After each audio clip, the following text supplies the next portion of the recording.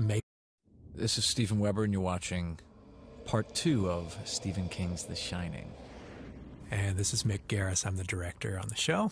In Part 2, we're pretty much ready to start seeing the ghost activity. After Part 1 has laid the groundwork, we're ready to really start moving into it and make them real. Whether they are real or whether they're a figment of Jack Torrance's imagination is open for interpretation to a certain degree, but it becomes pretty explicit here. We had 21 minutes too much material for the 90 minutes that we're actually using.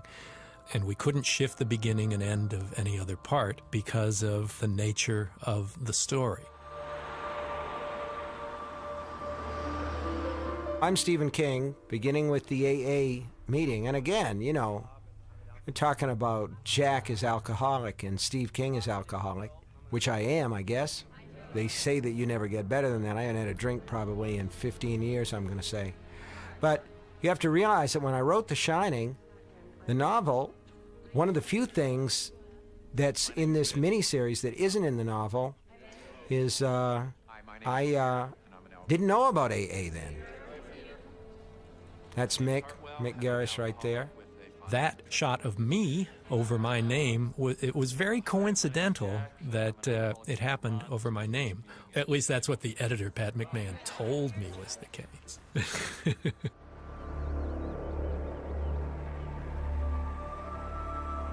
See how nice the pace is here? I mean, this is so cool. We've gotten them up to the hotel, but it hasn't snowed yet. They still have contact with the town. You know, movies to me, there's a feeling like everything like you stole all the towels in the hotel room and then tried to cram them into the suitcase and run away with them. Any movie that's an adaptation of a novel that's successful, to me, it always feels like a successful theft. Whereas this feels like something, to my mind, that's a lot more honorable. I've been up there at the Overlook all winter, and I think I do. Let's wait for the blood work to come back before we throw any confetti, but as to your chief concern, there are no signs of epilepsy here. I suspect you knew there wouldn't be since he had the flash test back in Vermont, plus the Deaver series, and both were negative. I wasn't sure. He's been working really hard on his reading. This is one place where a lot of material was lifted that we had shot.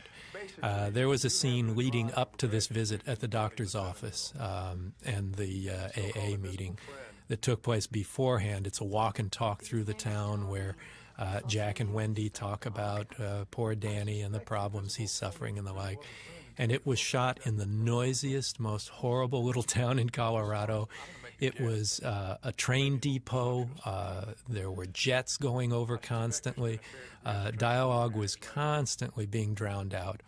And it was a fairly repetitious sequence. And as we shot it, I had a fairly laissez-faire attitude about it because I thought, this is never going to be in the final show. We had no idea that it was going to be so over length, but it was something nobody cried about losing. But this actor who plays the doctor, Michael, is a wonderful actor. It was such a demanding part because you have to keep sitting in a room and talking for however long it was, 6 or 8 minutes, interesting. And the guy really is so real and so gentle and so forceful by just sitting there and with his concern and the like, that he really brings it to life. And I used him later in a film to do something similar. But there's a comfort level of working with actors repeatedly that makes filmmaking more pleasant. And once you find somebody you like to work with, you try and work with them as often as possible, and this is the case. Before the snow falls, and he has to use the phone and the CB radio. How long has your husband been sober? I can remember going out to lunch with Mick and his wife Cynthia, who plays the woman in the tub. Went out to lunch, I think, at Spago's. I don't think I'd ever been there before. I asked him if he'd like to remake Kubrick's The Shining, and you should have seen his face. It was like a kid in Willy Wonka's chocolate factory. I got to know Mick originally. I'd written a theatrical screenplay for a movie called Sleepwalkers, and Mick was one of the 2 finalists for director. And it was really clear to me from talking to the agencies that they wanted this other guy, young hotshot who'd done some TV, and I kind of gave in on that. I liked Mick. I liked some of the things he'd been involved with. He'd worked on the Spielberg TV series there, Amazing Stories, and I knew his work from that, and I knew his work from the fanzines too. And I went with this other guy, and I got a phone call from Mick, and my secretary said it's Mick Garris on line 1, and I remember going to pick up the phone, steeling myself, thinking this is going to be an unpleasant call, and it's going to be, you son of a bitch, why wouldn't you give me a chance, blah, blah, blah. Instead he said, I hope you have the best luck with the movie. I'm really disappointed. I'm a big fan of your work. Call me if anything else comes up or if you want to get involved with something. And I was kind of like, whoa, taken aback. And then I got this guy's notes on the script, and he had all these crazy ideas, particularly about explaining where the Sleepwalkers came from. I judge, in a way, people's ability to deal with material that has to do with the supernatural or the fantastic by their willingness to just accept the idea that we don't understand where these things come from or what causes them. It's part of the pull of the material. What a lot of people who don't have imagination substitute for an imagination is this idea of, let us explain. I mean, this guy had an idea about there was going to be a planet of the Sleepwalkers that these guys had come from, and it was ridiculous. And I just called up my agent and said, please, get me Garris. And we got Mick Garris on the project. I came out at one point when he was shooting it and did a cameo. Mick loves to do cameos. I did a cameo in there with, I think, Toby Hooper as the medical examiner, and Clive Barker was involved there somehow, and I did a little piece, and I just liked the whole atmosphere of it. And when the chance came up to work with him on The Stand, he was unafraid. It was a huge project. It involved shooting in a lot of different locations, all the way from New York, where we emptied part of Times Square, to a lot of location shooting in Utah. The shoot schedule was very, very long on The Stand. I'm going to say it was like 120 days long. It was like half a year just to shoot. And I mean, trying to rough cut through the thing at the same time and keep on a budget. And we worked on that, and I just loved him so much, and I loved his take on it, that I knew that he was the kind of guy that I wanted for The Shining. He was a regular guy who understood pop music, who loved famous monsters of Filmland when he was a kid. Probably he's got like a lifetime subscription to Fangoria magazine. Us in the know, we call it Fango. If you said Fango to Mick, he'd know immediately. You know, if you were to say to Stanley Kubrick, were he still alive, God bless his memory, what's Fango? He'd say, I have no idea what Fango is. That's the difference. I was looking for a guy who did, who knew. Mick was that guy. And again, you know, he was willing to go in Kubrick's shadow, which to my mind is an authentic shadow in terms of all the work that he's done. I mean, it's true that Jack Nicholson has also done a lot of great stuff, but I mean, Kubrick was a fantastic director. I love Full Metal Jacket, which was the film that he did immediately after The Shining. And the other thing is that it was my book, and obviously it's my name that they're going to put on the possessory credit. They're not going to say Mick Garris is The Shining. They weren't going to say Mick Garris is The Stand. They're going to say Stephen King's this, that, or the other thing, because one of the things that the network is paying for, one of the things that they want, is that possessory credit. So I'm saying if it's going to be seen by the audience as my creation, then let the director be a window. By the way, I took most of these pictures that he's looking at here. Mick gave me third unit to shoot on The Shining, and he said, get all the stills. And so we went out, we had a crew, they trigged the scenes, they got the actors, and we shot these stills. And that was like my entree into directing. I'd forgotten about the fact that he was my third unit director. He shot all the inserts, and but it was really fun to give him a camera and crew to go and shoot the inserts of those books and things, and he really made the most of it. He really had a blast doing that.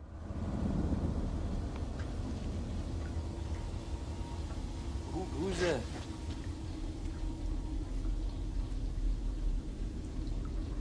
Who's there?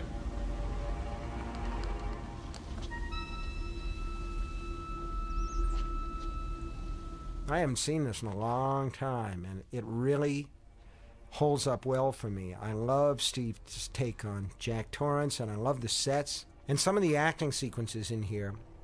Jack in the bar, getting drunk on Phantom booze, is it's great. It's great theater, great TV. I hope that Steve won't find himself pigeonholed in comedic roles, because he's capable of doing a lot more than that. Watching myself on screen, while I do it often enough, often makes me mildly queasy. It's just weird to see yourself doing something that now you think you might be able to improve upon. Doing these types of scenes I found very difficult, reacting to things that weren't there or reacting to a special effect. The guy that knocked the chairs off the tables?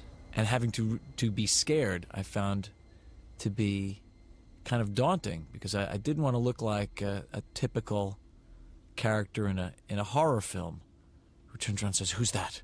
Who's there?" You know, I wanted to have reactions that I would believe. So it was kind of hard. It's kind of difficult. You have to use your imagination. You have to kind of not be embarrassed to look foolish. Look at his face, huh? He's imagining what it was like. It's a little tip of the hat here to The Godfather. No, boss. No, everything here is okay. Well, maybe not. Maybe not quite okay at that. Look at that axe. Again, you know, we were talking about what you can show and what you can't show. And to me, this works perfectly, these intercuts here.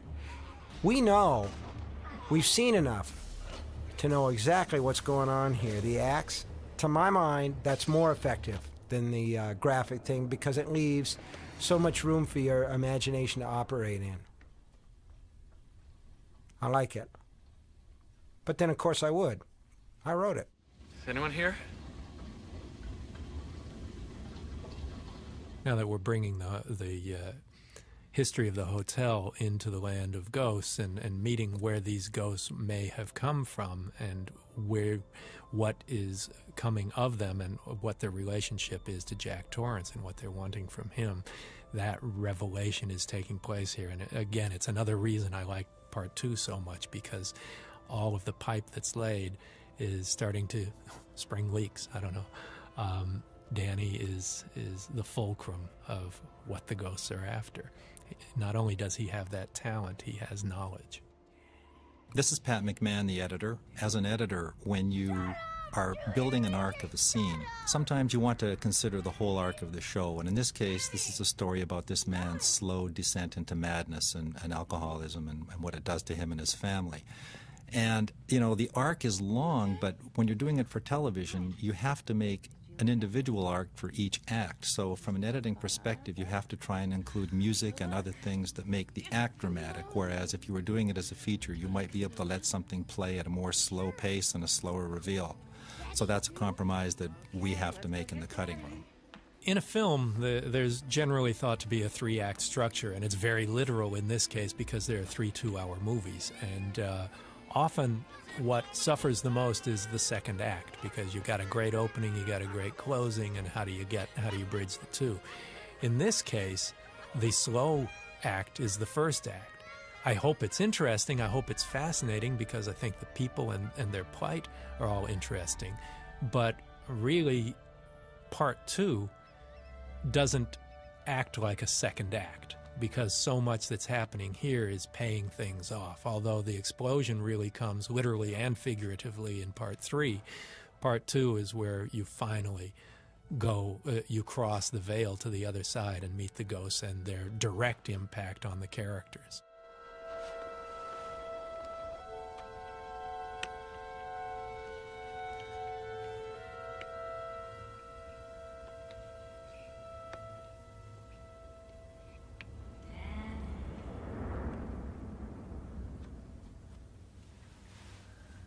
Mom? Mom? There have been a lot of attempts to turn Stephen King's novels into movies, and many of them have succeeded, and then several have not succeeded. And there's a real difficulty in turning a lot of his writing into kind of a compelling script, because a lot of what goes on in these characters is internalized and is subconscious, and it's really hard to convey that in a film so that it doesn't sound stilted. You know, it's true that in the novel, an awful lot of what goes on is in Jack Torrance's mind. You know, there really is a question about the difference between what he's seeing that's in the outside empiric world and what he's only imagining that's in his mind. Novels and screen, whether it's TV or whether it's movies, is like the difference between swimming, which is what novels are, where you're in all the way up to your neck or even over your head, you know, depending on what it is. You have the above ground world in the real events that happen in the book. But you also have all this underwater or subterranean stuff, either way that you want to look at it. I use the swimming metaphor because obviously we can't swim in the ground, but you have a whole world of thought, of interior dialogue in a book. So you sit down to do the screenplay and you say, okay, guess what? The pond just froze. You can't swim anymore. Everything is going to be on the surface. But again, you know, it giveth and it taketh away. What you lose is that whole underwater level. What you gain is speed, because when you turn a novel into a film or a teleplay, right away you understand that all the thoughts, everything is gone, assuming you say to yourself, I am not going to resort to that hokey old tactic of the voiceover. The thing is, you sit down at your typewriter or your word processor and you say, I'm going to try to express in images. In fact, I'm not even going to try. I will have to express in images what's only thought on the page, because I'm not going to allow the voiceover. I'm going to put this guy in this situation. And then how am I going to handle it? And you handle it through a series of visualizations, such as the montage, where he's looking at the scrapbook. He's seeing a few images of the things that happen, interspersed with headlines, with newspaper photographs.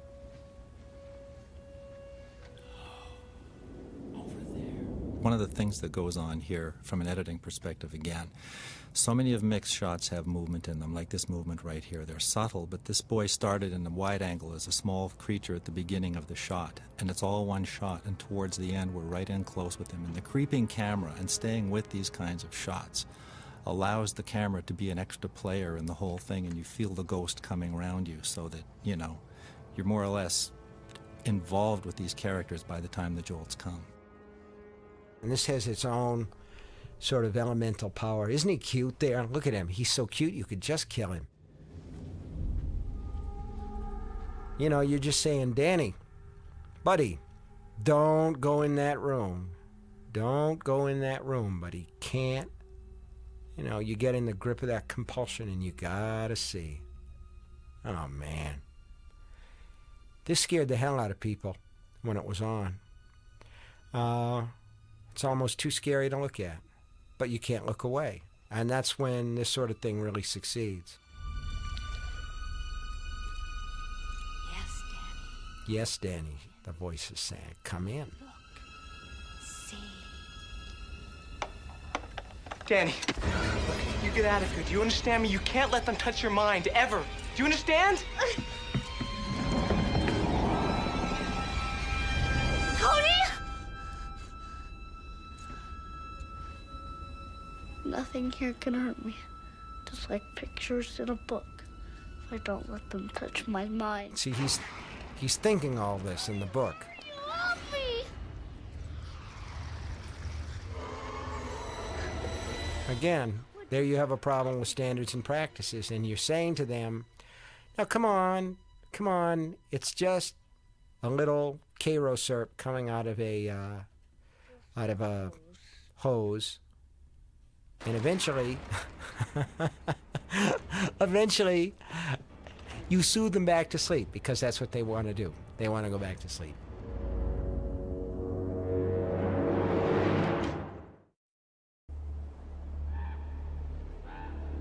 Fake icicles.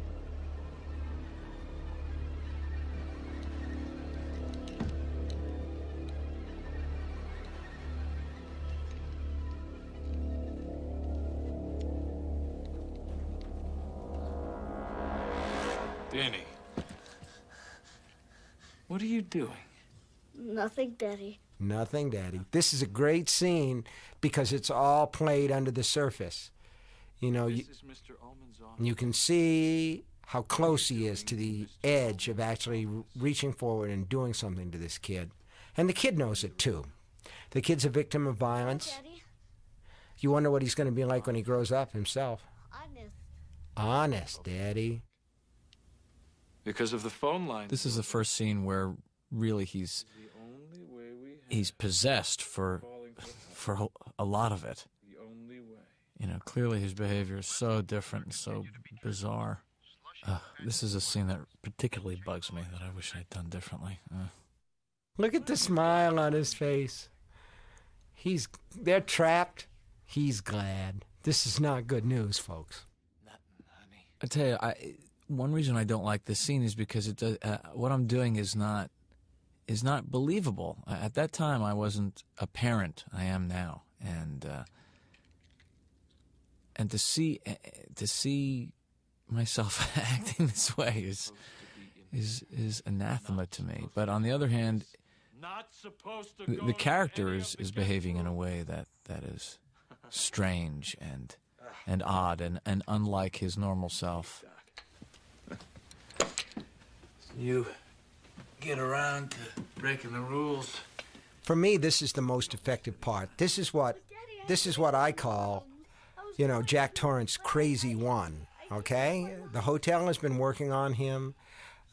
He's still holding it together, but you sense all the latent violence now starting to come out. And to me, this is where it really works, because you're caught in that anticipation, that loop of anticipation, where you're saying, I know it's going to happen, but it didn't happen yet. The other thing, I remember him saying to me one day, this is a good script. There are lines here that an actor can chew on. And he chewed. In fact, right here, he's chewing aspirin. The question is, what should we do? I was an aspirin chewer. I still chew them from time to time. They're much better that way, but they wear your teeth down. The chewing is in the book, too. The aspirin chewing. That taste is another addictive thing. It's just another addictive substance. So it's addictive behavior. He has all kinds of them. He has all the bells and whistles. No. No, I would never hurt you. I'll never hurt you again. He's obviously a man who wants to be good, and that's what makes the tragedy work. You can't break the rules. Daddy, I didn't go in the... Don't make it worse. Make it worse by lying. Don't make it worse than it is. The kid's in a no-win situation. Follow the rules. He's tiptoeing around an unexploded bomb, and he knows it. No going where you were told not to go. The basement, the guest rooms, this office. You know, it's funny. The kid who played Danny in Kubrick's version, The Shining, has this beautiful 70s look. Just the hair, the bowl haircut and everything. And this one is kind of a kid for all time. He's got a kind of a Tom Sawyer look. And a lot of that has to do with wardrobe. That's beautiful. That's all fake snow. We had no snow at that point, so that's all fake. Everything okay? I think now that I'm a parent, I would approach this role a little differently. There are some sensitivities that I didn't possess back then that I do now. I tried to make Jack Torrance the parent that I would want to be. I mean, obviously when he's being loving and normal and all that stuff. And I think I'm pretty much that way, I hope. But there are certain scenes here and certain ways of behaving with my on-screen son that would have been, I think, different, more interesting had I been a parent then. He likes him. He's not writing the play anymore. What do you mean he's not writing the play, Danny? Of course he is. That's why we're here. You know how important that play is to him. Not anymore. He wants to write a book about the Overlook. He knows Uncle Al won't like it, but he doesn't care. Danny, do you think it would be better if we left the Overlook now, before the snow gets any deeper? Tell me the truth. What do you think? This might be the place where red rum first shows up on the wall. And if I'm known for anything besides maybe Carrie and the blood at the prom and Cujo the dog, it's probably red rum. And people have asked me about that, and my kids were learning to read, and they would come to me and say, what does this word say? What does that word say? And I wanted him to see the word murder and not know what it was. But I did have a problem in that if he went to his mother and said, what does murder mean? It would start all sorts of red flags going in her mind. And then I thought, but if he sees it in a mirror, what is murder backwards? I had no idea what murder was backwards until I sat and wrote it down on a pad, and it said red rum. And to me, that had all sorts of connotations. You know, I'm getting goosebumps on my arm just thinking about it. Obviously, the guy is a practicing alcoholic in a place that wants him to drink more than it wants anything else because it's the quickest path to the hotel getting what it wants. And the other aspect of this version of The Shining versus the Kubrick version of The Shining, but Kubrick had a very clear idea that this was a story that he wanted to tell that was an allegory about human behavior and human violence. But it was right around the time that the novel was being published, and it had gone out to a number of different producers and directors. There's Red Rum coming up on the wall right now. But we'd come back from Colorado. We'd been back about a year. And I was up one morning about 7 o'clock, and I was shaving my face. And I had one eye open, and my wife comes in and says, Stanley Kubrick is on the telephone for you.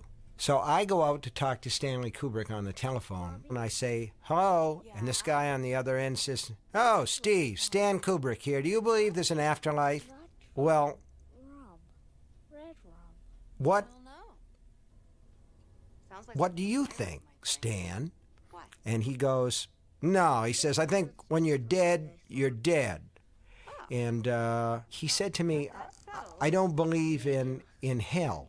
And I said, well, maybe ghosts are in it. But he made it very clear that he saw what was going on as an allegory, not for human violence, that he saw the hotel as an isolated place where one guy went Section 8 and blamed it on a bunch of ghosts, but the ghosts weren't really there. And my view about the story was always that Jack Torrance was like a piece of flawed steel, bent back and forth by the forces stronger than he was in this hotel until he snaps. And it's an important question, because if you say there are no ghosts in the Overlook Hotel and that Jack Torrance did it all, then he's responsible. But if you say there are ghosts, then he's not. But someone later told me the story about Kubrick wanting to tell this kind of a story, of wanting to tell a really scary story. And the secretary in his outer office listening to these thump noises. There would be silence, and then there'd be a thump. And the thump was Kubrick taking another book off the stack of books that he had and throwing it against the wall in frustration. And finally, this thump, and then this total silence for about 6 hours. And the secretary started to wonder if maybe he had a heart attack in there. And then he opens the door and says, I found the book that I want to make. And it was The Shining. But there's never a scene in the film version that's like this, with two people who are still in love and still trying to make some effort to connect one with the other. You know, your son's been playing down here again. I've got a pocket full of his action figures to prove it. Oh, man. See this glass? Yeah. Well, this was balanced. This scene is one of the most difficult scenes I've ever directed because it's 9 or 10 minutes long. It's an entire act unto itself, and it's two people talking in a room. It's the last scene we shot at the hotel in the actual location. Because of production, we had to shoot this 9-page scene in one day. On a feature film, your average page count is 2 pages a day. On television, on a miniseries, it's probably 4 to 5 pages a day. So this was 9 pages and all dialogue, very complicated stuff. It's not necessarily naturalistic because of where his character takes him and his fantasies and the flights of fantasy. The idea is, how can I shoot this interestingly and keep it alive, trusting the actors and the writing to carry it, but trying to amplify whatever moments I could. The first thing I did was to try and play the warm light on Rebecca and give her a humanity and a warmth that grounds her in the real world, and play cool moonlight on Steve Weber, and yet have the fires of hell burning behind him. So you have heat behind him and cool, chilly light on his face, and have the opposite with Rebecca. Now they trade places and things change during the course of this. And that's another question. How long do I linger with them like this? But I covered the hell out of it, and there's a lot of coverage to this, and there's a lot of movement, choosing the right moments in all of this dialogue to make the movement and emphasize the different moments was extremely, extremely complicated. And Weber was a little bit hung up on doing this scene because it was so long and he had so much work to do. I know. Not everything that comes out of my mouth. When planning this scene, I did as much thought as I could on the weekend before shooting to try and shot list. It's nothing you can storyboard because so much of it has to do with the emotions of the moment. And because we could not rehearse anything until we were on the set and ready to shoot the scene, it really took a lot of time. We probably didn't get our first shot off for at least 3 hours, probably 4 hours before we got our first shot off on this. The good news is that by then it's rehearsed so well that you're able to get it in every take afterwards because they're getting it down. But it's very difficult on a show of this size. You're not able to do rehearsal beforehand. And especially in this case where Rebecca and Steve met each other 3 days before shooting began and had no time whatsoever to themselves. But, yeah, the real orchestrating and choreographing of the scene, although I had ideas in mind and where they'd go, the actors contribute a lot to that. And they love being able to move around and not have to play it planted against one another. But again, it's very complicated, and you could never storyboard this sort of thing. Or if you did, you'd hamstring yourself. Has he been fooling around my papers? And this is the first show I ever did where I started using what I call a visual manifesto. So I would publish a 2-page, basically a visual philosophy of the film to keep in mind a lighting pattern, that sort of thing. Just always want to shoot from angles that would be conducive to the prickling at the back of the neck, shooting, intercutting between wide lenses and long lenses, not doing much middle range lenses, so that in the wide lenses you have a very shallow depth of field, so in the foreground and in the background would always be well out of focus. And you would always have dark and shadow, that the light would be very natural, very without keys, without fill, all very natural light situations. And Shelley Johnson, the director of photography, was a master at that. This was the first time I'd worked with him. And it was quite a revelation, and we spent 5 years working together. He did everything I did after that until he got hired to do Jurassic Park 3 by Steven Spielberg. I had directed a pilot for Spielberg called The Others before the Nicole Kidman movie. And Spielberg had somebody he wanted to use, and I fought to get Shelley on the show. I said, if I'm going to direct it, you have to let me have my cameraman. So Spielberg relented. He wasn't too happy about it at first, but he said, okay, you can have Shelley.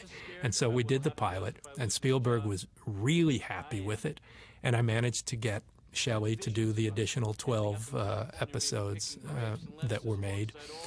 And then I found out every day in his meetings, Spielberg would have tapes of the dailies from the others and say, hey, check this out. Look at this DP we found. Isn't he great?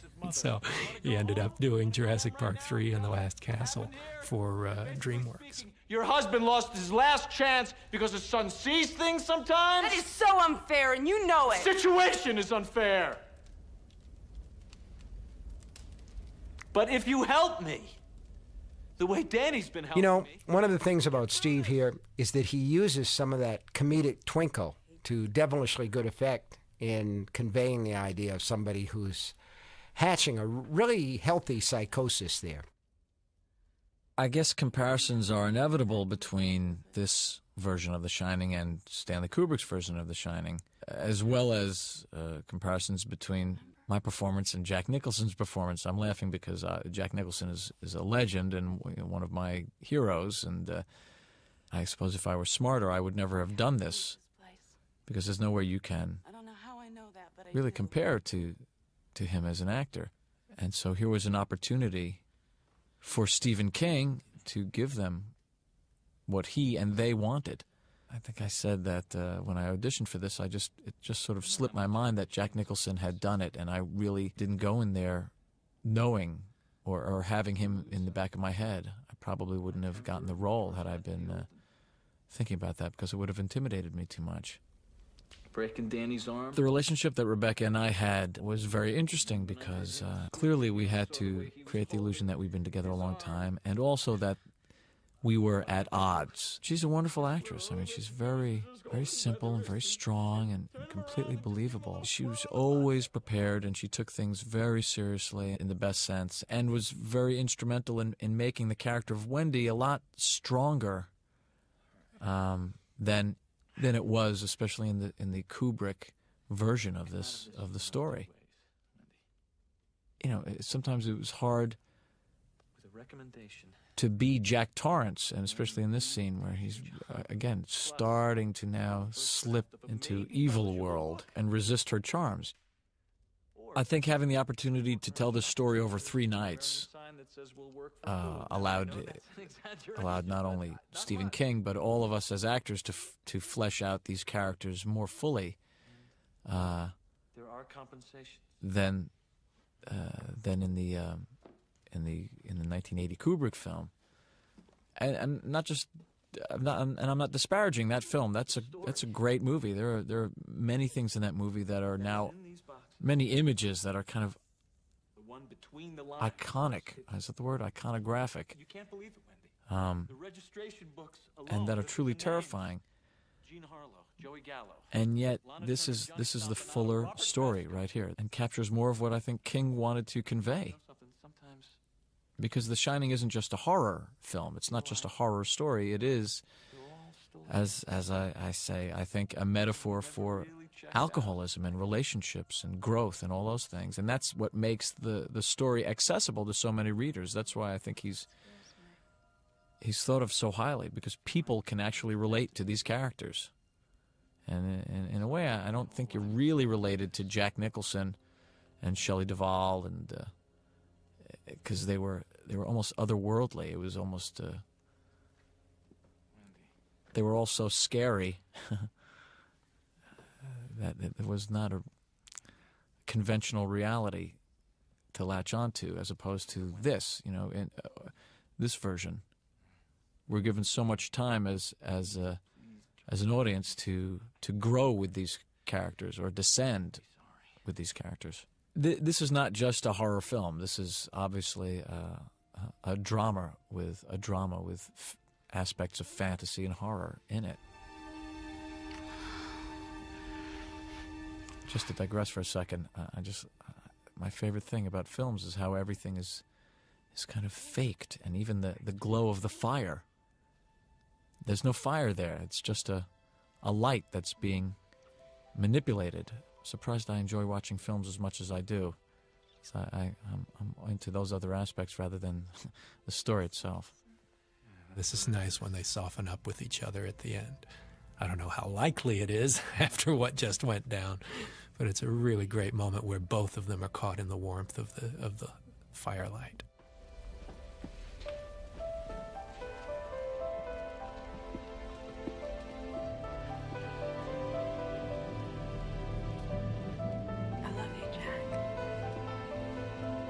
You too.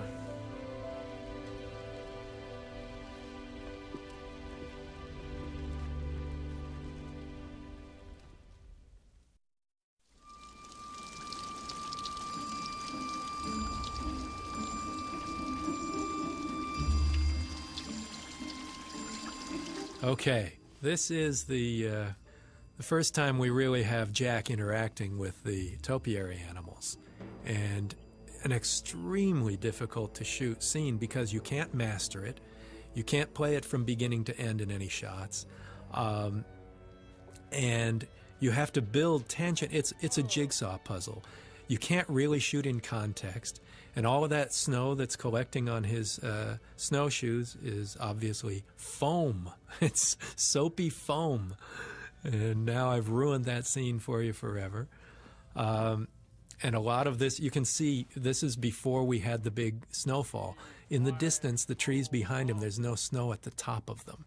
Of course, it's supposed to be a thaw, and there's no snow on the roof and all that. But we had giant ice chippers out there blowing giant snow cone cover everywhere.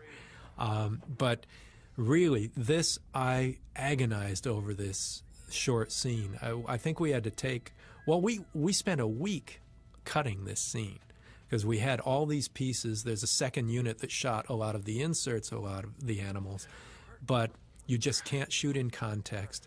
The wide shot I go beginning to end, yes, but everything just didn't make sense. You knew it had to build, and it was extremely difficult. And so Pat probably had the toughest time of it, but I couldn't make sense of it while I was shooting. I would always have to stop and look. This is something we had to storyboard. And I don't think we did. Well, you did storyboard it, but we did. That's right. Not all of the shots were actually achieved for various reasons, snow, and some of them were done by second unit. What was interesting about putting this scene together is sometimes when I'm doing my first pass editing, I will use music. I will use sound effects, and I will do that as I'm cutting. Because in this case, you know, sometimes the cuts to these things didn't mean that much. So in the temp music that I used, I would have stings and little things that Nicholas Pike, when he did the score, actually replicated. There are, you have to do that to give these things character, and otherwise it just felt empty. So and it was. and it was, but somehow, you know, we managed to turn them into characters, these little topiary animals.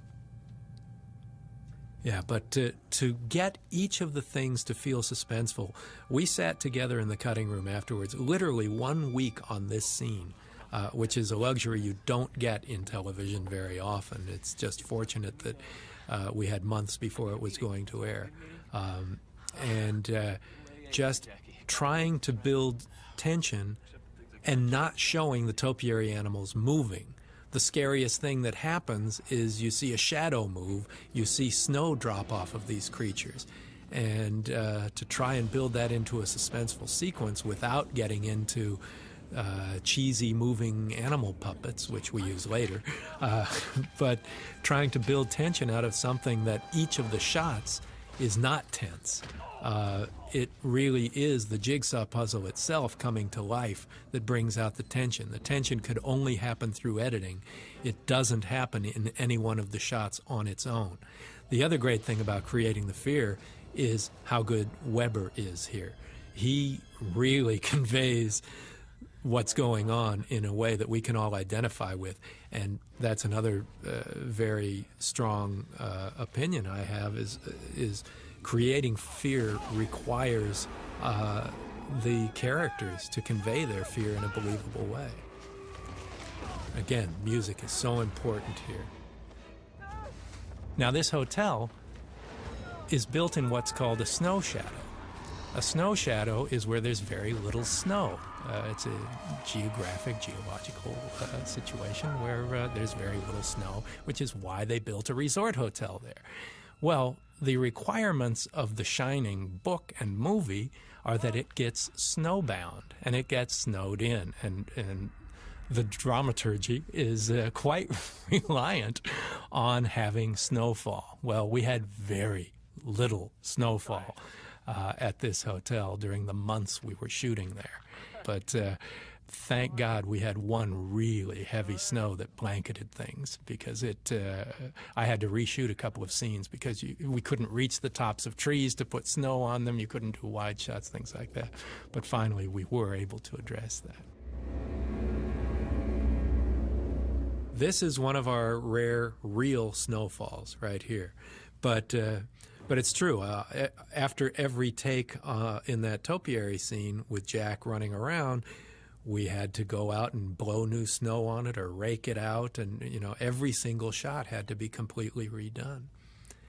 And the snow was a nightmare. We had to use everything: snow blankets, foam, plastic chips, CGI snow falling. But to build up all the snow to make it believable that they are snowed in at the top of the Rocky Mountains was extremely difficult. And it really would not have worked nearly as well as it did without having that one big snowfall that saved our asses. Yeah. They had to simulate everything. Sidewinder.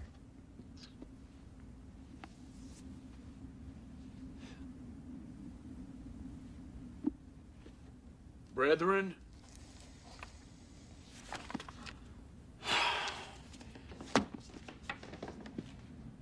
join the Sober Sams of Alcoholics Anonymous and be saved. You will be washed clean. Say hallelujah. All you gotta do is stay away from that drink. Just one day at a time. Drink your coffee. Smoke your... This scene was a real challenge for Weber, and one that he was excited to do, where he has the Alcoholics Anonymous Blue Book, and then this image of the voice of his late father. And that voice, by the way, is Miguel Ferrer, who had a wonderful role in The Stand and is a great guy, and we became friends on The Stand, and he did this as a favor and because he loves Stephen King's work so much. But Weber gets so into this scene, I'll point it out in a bit, what he actually physically manifests here that is quite remarkable and quite shocking. But, you know, there's a sense of exaggeration visually here. I like shooting from behind the blinds so that he's in sort of a horizontal jail when we see him from outside the office. The red light obviously is a lot more than would be cast by that little tiny red dot on the CB, but it's just a heat and a hellish look that brings out what he's doing. Now, watch his nose. That is his real blood coming from his nose that came from his performance. It was really remarkable how he pushed. Now that's an actor's commitment.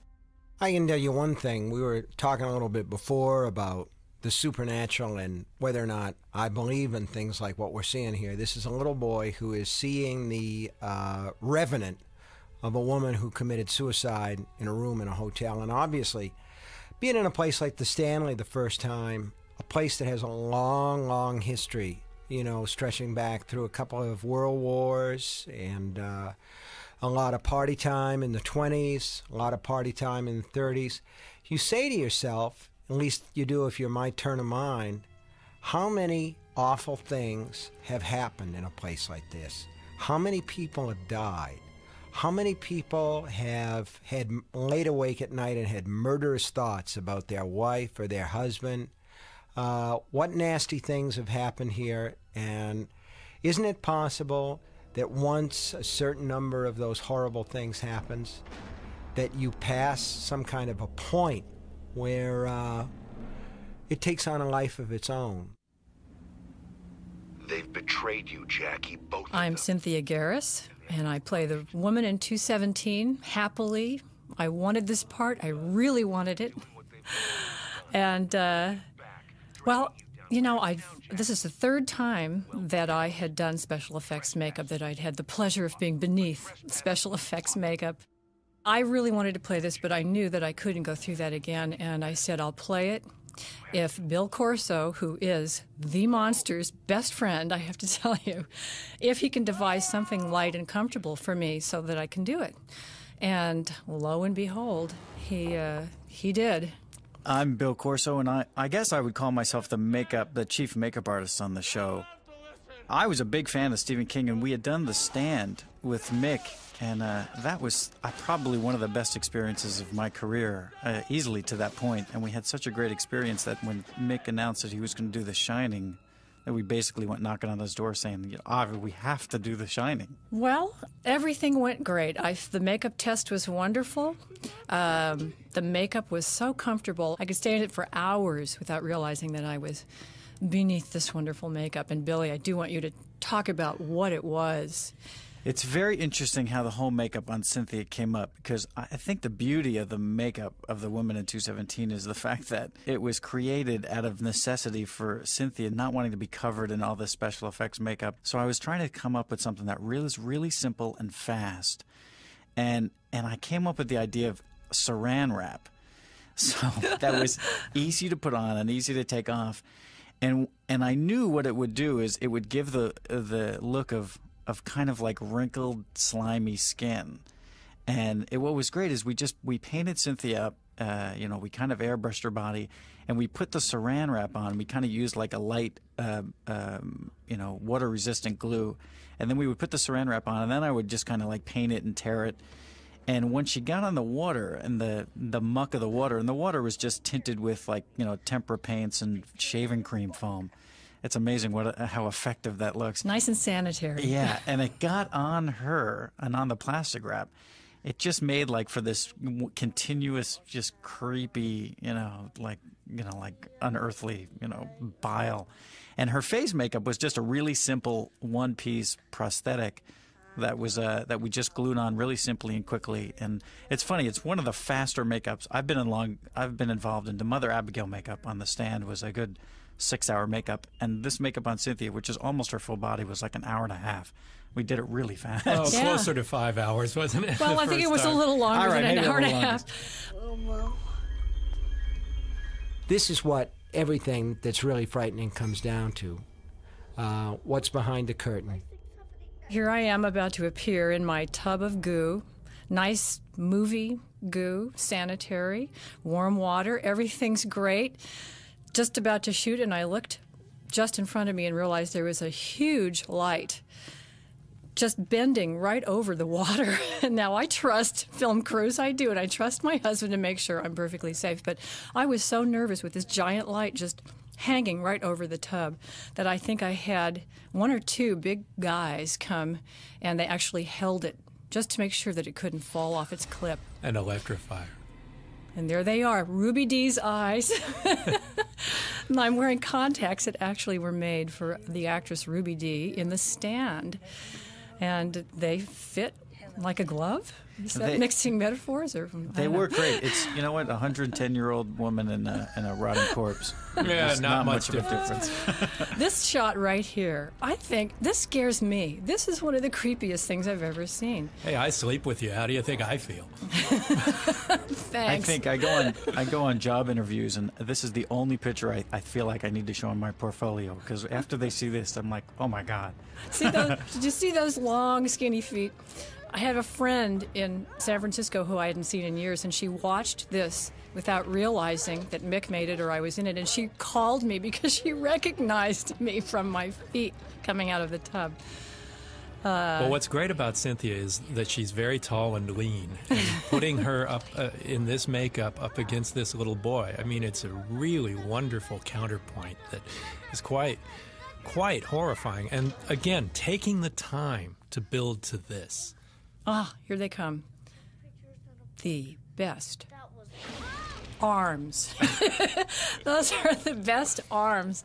And I had somebody pulling me when I was pulling him, so that's why the effect is so terrific.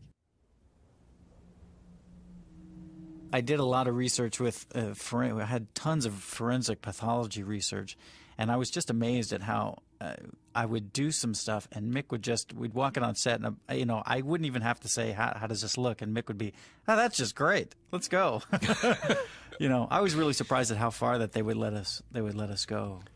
Again, it's just because The Stand was so successful that they thought it's fine for us to do that because the audience would be there. They discovered that the Stephen King audience and the television audience overlapped in a tremendous way.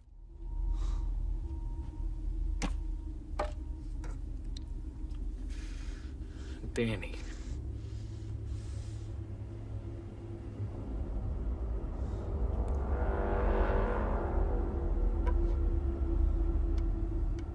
Denver croquet, which is they talk about it in the movie, apparently is used with larger croquet balls and larger mallets. I'm pretty sure it was manufactured either by Stephen King or just some strange arcane thing that he found. Stephen King is such a font of endless information that, strange facts and such that I wouldn't be surprised if it was a real thing that he just found. What I had with The Shining was I had a paperback copy of the novel, and I would tear out that day's pages right out of the paperback binding. I'd pull them out of the glue, and then I would have the page in my hand. I could turn it over easily. I didn't have to weigh it down with paperweights or anything like that. I would pick up where I was from the previous night, and each page, when it was done, I'd throw it behind me on the floor.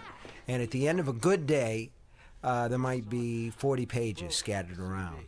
Now, when you're working on something like this, it's a learning experience like anything else. There are no books that tell you how to write a miniseries. The only thing you can do is watch the things that are there and say, what's the format? And it's a fairly complex little minuet, but it's also a fairly, because of the time constraints that TV has, it's a fairly, what's the word that I want? It's fairly constricted, what you can do and how it works out. It's, first of all, there's the novel as a whole, where you say it has an arc, where it builds from Boulder at the beginning to the climax where the Stanley Hotel goes Rocky Mountain High, with a little bit of a denouement. That's the overall thing. And then you say, I have to break this down into 3 nights. How does it break down? What are parts 1, 2, and 3? And the easiest way to look at it is to say, I'm going to take the book and divide by 3, and night 1 has to be pages 1 to 142, and night 2 has to be pages 284 to whatever, and then the next one. But that's not always convenient in terms of each of the 3 nights should have a smaller arc that mimics the overall arc. And so each night should have its own beginning, middle, and an end. Each night should have a climax. The best thing that you can do is to have a sort of a cliffhanger ending at the end. You can't always do it, and the worst thing you can possibly do is to force something like that if it won't come naturally. Now, this night, too, does come to a nice climax. What you try to do is to be able to look at the rough cut and say to yourself, at the end of night 2, the audience is going to have to come back to night 3, because one of the crucial things with a miniseries that you want to be able to do is you want to be able to hold your audience. And you want to do it for a number of different reasons. The first one is because you want to give fair bang for the buck. I don't want anybody to come back to me and say, you let me down. That makes me feel like a monkey. I don't like that. You know, I want people to come back to me and say, I really, really enjoyed that. I don't care. They could come back and say, you scared the hell out of me and I hate you for it and I'm never going to watch anything again. And I can say to them, did you watch all of this? And they'll say, yes, damn you, I did. Well, fine. That's a success. If they never want to turn anything on again, that's fine with me. I don't have a problem with that. But you have to bring them back, and the best way to do that is you take that overall arc. And so now inside that overall arc that looks like Judy Garland's Rainbow, you see 3 smaller arcs that look a little bit like the McDonald's arches. That's nights 1, 2, and 3 in this. But then you have to look inside each one of those smaller arcs, and inside each one of those you're going to see 7 more, because each miniseries consists of 7 acts. That's how many breaks they have to be for them to put in their commercials. And you know what you have for overall length. And you have a rule of thumb that screenwriters have followed probably since the days of the silence, and that is that 1 page of script equals 1 minute of screen time. So going by that rule of thumb and knowing that the first act is always the long act, they really want to give you a chance to get sucked into the show.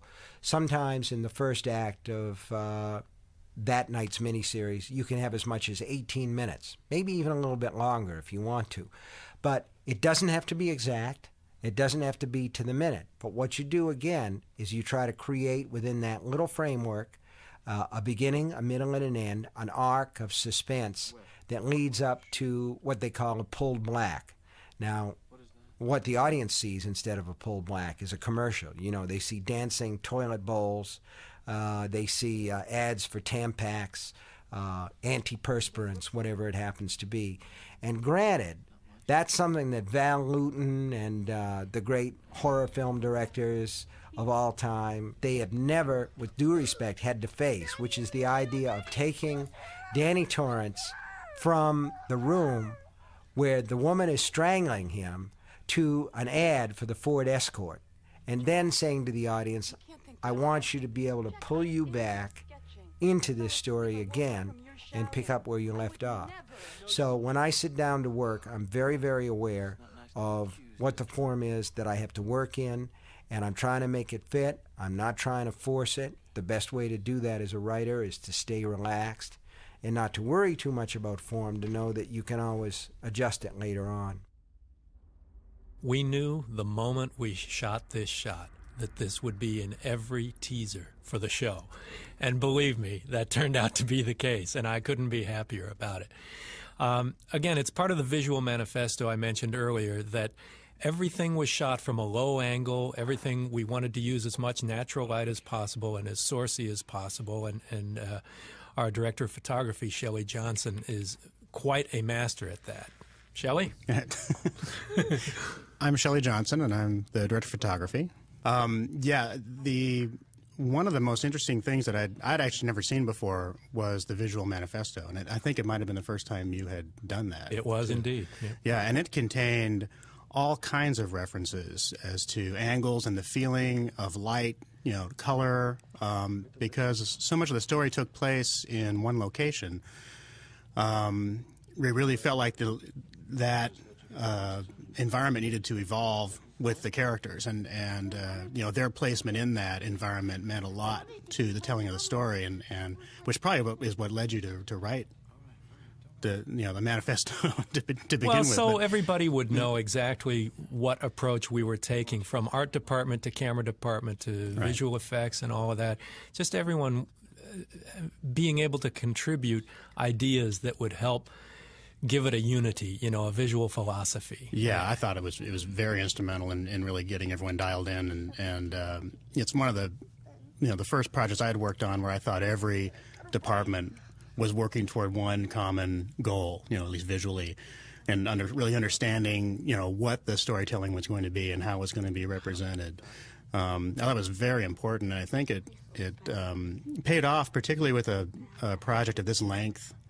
And with this element of confinement that exists, I thought that it was so important to have that document at the very beginning. Even it was just a couple of pages, but it was, I know we all carried around copies of it, and it was very important. Well, what's great is the sense of movement in this that's constantly drawing you to the heart, the beating heart of this, and the reality of the light. Shelley does an interesting thing that I've tried to copy since I've done work without him, of almost all the lighting sources kind of bounce off of other layers. You never directly aim the lights at the object. Yeah. I mean, that idea kind of came from the feeling that the people might be integrated into the space if the light actually came from the space, which was, sort of stemmed from the whole natural light idea. I mean, in a lot of ways, the light in the hotel has a great deal of theatricality, but we wanted to be theatrical in a way where the light was included in the hotel. So we came up with this idea of using tabletops and things like that. I mean, here's this scene where they're in the kitchen here, and there's this kind of blast of light that's coming down and hitting the little chopping board that they're next to, and that's what's light in their faces, and we just felt like they would be much more a part of their surroundings if the light was actually emulating from the surroundings themselves, and which kind of is where that idea came from, and it also brought in this incredible element of contrast, and you got these extreme bright areas and these kind of deep shadows that get created in that way, and it almost tends to take on a kind of a black and white quality. It's much the same way you would light a black and white film, where you don't really necessarily rely on color for separation, but rely on light's intensity and contrast to create the separation, and so that idea is a bit more of a classic approach to the lighting, but I think integrated in sort of a modern way. What I really like, too, is the hot spots, the sources themselves being foreground and background. Mm-hmm. Less so in this than things we did afterwards, but and maybe that's something you were just starting to play with. Yeah. But to not be afraid of the really hot spots is something that makes for a visually arresting image. These hot neon lights here, the fluorescence, pop but they add an interesting level, a layer that one of the things in the manifesto we were trying to achieve was a three-dimensional quality with always having foregrounds and backgrounds that we'd move through and in and across as we try and get in deeper. And that light, really, like that shot right there.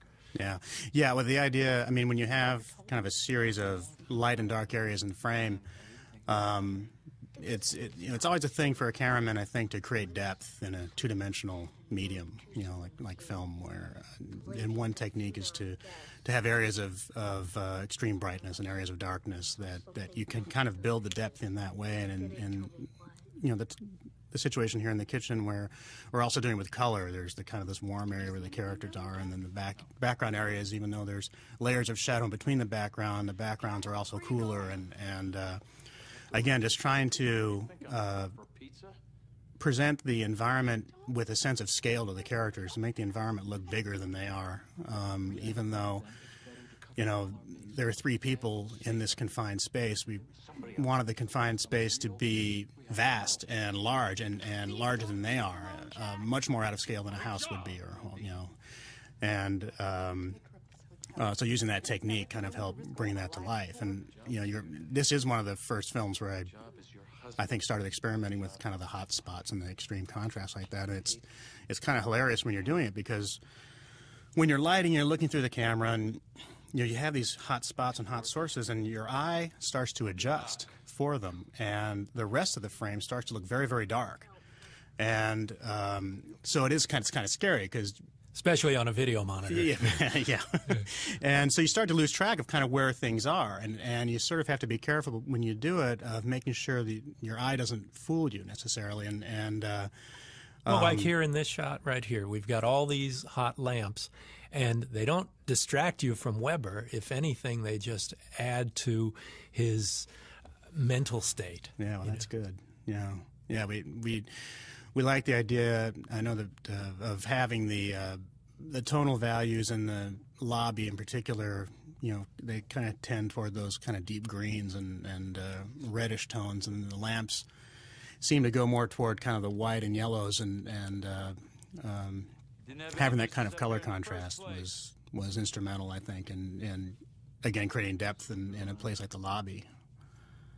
Yeah, there's a lot of movement to reveal in this. Yeah, we're constantly making shifts to reveal images, people, placement, geography, and just again the constant sense of moving towards something. Yeah. There's a lot of we worked hard to integrate a lot of the movement, and we were kind of laughing earlier because we were kind of reflecting back on part one, and one of the things we noticed in a way after the fact was how much of the movement was at the same pace, where whenever you see a moving camera, it always seemed to be moving at the same speed, and I don't think that was overly intentional. We were just kind of doing what felt right. Yeah, what the scene was sort of asking for, and what it gave was it sort of gives this film this pace, but a lot of the movement was sort of designed to be from the point of view of the hotel and kind of from the feeling around the hotel itself, and I think that gave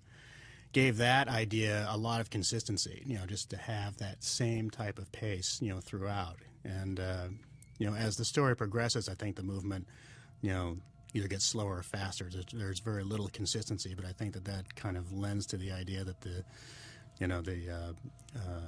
hotel's becoming a little more active. Right. Well, definitely the camera movements accelerate as the show moves on, as things start heating up.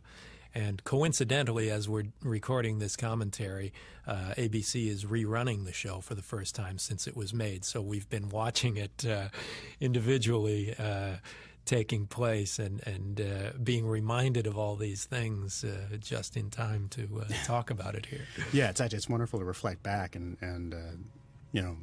really think back on how the show was made, because I think everyone was very excited to work on it. For one, it was the first time that Nick and I had worked together, and I was impressed with your commitment to the project. I mean, I know that you're a fan of King, and I had read some Stephen King, and of course read the book before we did the movie. And everyone on the show, I thought, had a sense of commitment that you don't see very often. And it's good because, you know, we were all sort of living in this hotel together and you know, all kind of living this story in a big way. And I know Weber lived there, and, you know, I always had, I never saw him do this, but I always had pictures of him, you know, going down to the basement at night and walking around. I mean, he must have done stuff like that. And, you know, how could he searching through the books? Yeah, but I know that he, you know, he was offered the nice house and didn't take it. And not at first. Yeah, well, the second time maybe he did, yeah. They kind of kept playing jokes on him, and ghost jokes. There were people trying to freak him out every night, not taking into consideration the guy had to be up at 5 o'clock to go into makeup the next morning. Turned on his lights and blew his horn, and even made his wipers go back and forth. It was such a great experience. It's certainly one of the best times I've ever had in production. And photographically, I think there was a real turning point for me in a lot of the way I envisioned a lot of things that came through working with you. Well, it's I think you try to take each story as they come. I mean, you could give this story to another cameraman, and, you know, I think that they would do it equally as well, just different. I mean, that's kind of the hilarious part. It must be a tough choice for directors, I think. Well, I spoke earlier about it's really all about having similar tastes and similar approaches that resonate with you or not. You know, I'm sitting here in a room with people I've worked with numerous times, you and Pat and Bill, and you know, we talked again about the reason that we keep using the same people if they're available is because you have a like mindset. I've been asked before whether or not I believe in the things that I write about. And the closest thing that I ever saw to expressing the way that I feel is that poster in Fox Mulder's office in The X-Files where it says, "I want to believe." Do I believe? Not necessarily. Have I ever seen a ghost? I saw something once that I can't explain. Let's just leave it at that. I believe that certain places have atmospheres, and I believe that stories about ghosts and the supernatural are a good way to describe how we behave under stress, because in reality we're surrounded by forces that we don't understand, forces that we simply can't explain, whether it's cancer, whether it's a car crash that takes a loved one. All at once something happens, we don't understand it, and it seems to me that there's no better way to discuss our feelings about fear and about the unknown than to use the supernatural format. So I do.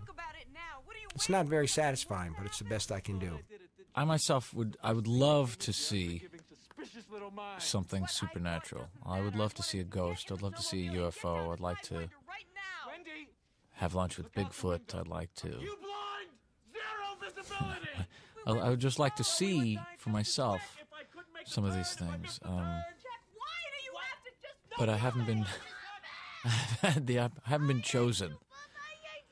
So I like reading about such things, but I think I'm skeptical at the same time. While doing this, I think I might have spoken to Stephen King or Mick Garris certainly about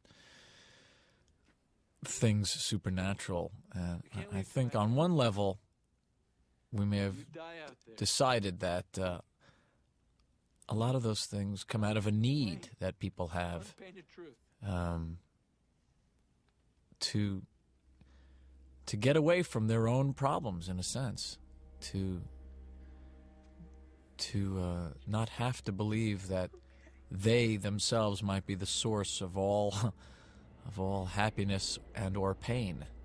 You know, that there's something else out there that they can put their faith in, rather than facing the fact that they're the architect of their own destiny. You know. Okay, this scene, while the breeze was manufactured, this was real snow, and I was really freezing my ass off. It fell off They had to solder it back on. It was that cold. The interior of the shed, as you can see by the steam coming out of my mouth, was really cold. And this was one of those days that went on and on and on, and we shot it into the night. And the crew was standing around this massive gas heater burner contraption. And I mean, it was cold, man. It was cold. This is one of the first scenes we shot with Weber. And you love to be able to see the steam of breath. Yeah. You know, you don't often get that when you're in the cold because it's never really cold. But in this case, just being able to see the breaths. And this is that theatrical thing again of going into the red light coming up and dissolving through to a party that is black and white, very colorful, but monochromatic. Right. And also, you see Steve King there on the left. We tried not to focus on that because his introduction is much more dramatic when it happens in sequence. Right. But you'll notice here the confetti and things falling from the party that started out as snow. Right.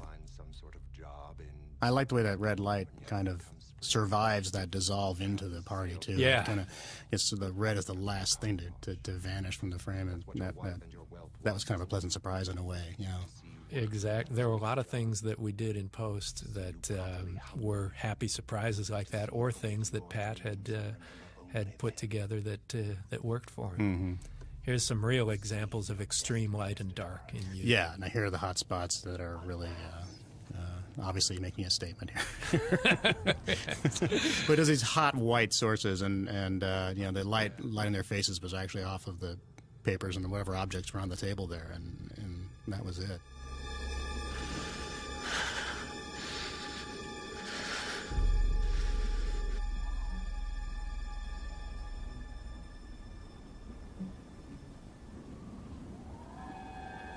The genres are interesting. You know, working in, you know, this horror genre, I try not to necessarily give a horror look or a, you know, action type of look. I mean, I think it's one thing that I work hard at doing is to just try to find what the essence of the story is, and I think in the back of my mind I'm always thinking, okay, it's a horror film, I can take a few more liberties with certain things that you wouldn't do in a normal drama, but it's nothing that I would really approach at least a project like this where we were, you know, trying to find subtleties within all these extremes, where you would really want to give it too overbearing a look. If the look gets too heavy, it you know, it might kind of depart. You know, it would depart from the story. And even though this film has a lot of you know, truly horrific moments, it's amazing how it can return to this humanity, and it's such a great balance, and it's all in the writing and the direction, and it's a real. It's such a difficult thing to do, and when you're working with talented people who really know how to do that, I think it's sort of easy to get in and focus on that type of thing. Well, I do. Do you think Danny did? Yeah, it's interesting how much of this movie is actually a drama. You know, you have the mother taking her child to the doctor. You have the battle with alcoholism. You have domestic squabbling and growth and diminishment and all of this taking place.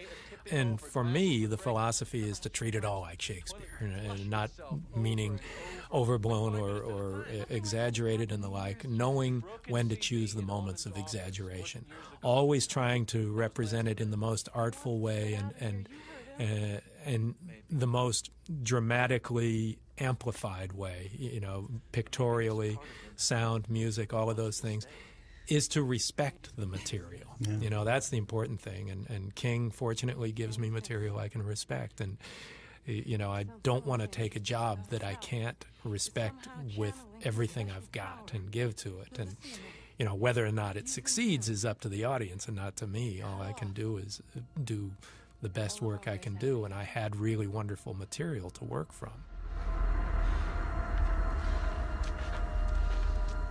Then it succeeded. And unless one of the park rangers sticks his head in, see how we're doing, We're stuck. When will that be, do you think? I don't know. Not before Christmas, I don't think. To me, horror isn't horrifying unless it is grounded in reality. And that's why having such good actors is so important. Having a good script is important because, you know, the bumps and the jumps are the easy part. John Carpenter once said that I can run blank leader through a projector and have a white frame pop and a loud noise at that moment, and it'll make you jump. But is it scary? No, it startles you, but it's not scary. It really is all about building the tension from the ground up and playing it from a base of reality. At least for me, that's the best kind of horror. Yeah, I love things like Return of the Living Dead or Reanimator, things that are from a world far beyond that in which I live. But the stuff that lives with me longest is the stuff that comes out of real life. Yeah. And that's another thing I think is important about the work of Stephen King.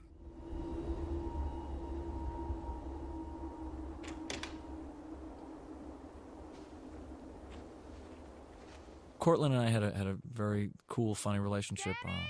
For a kid his age, he's very smart, and for a person my age, I'm not that smart. So we actually met somewhere in the middle, and we're basically on the same wavelength. Like I say, we both love the horror movie genre, so that kind of bound us. And also, he's really kind of mischievous. This scene here is one that I reshot because you saw an earlier scene. There's no snow in the top of the trees or anything. We shot this sequence, and it was so bereft of snow that when we saw the snow the next day after this, we just were ecstatic and said, "Please let me shoot this again." Oh yeah, yeah.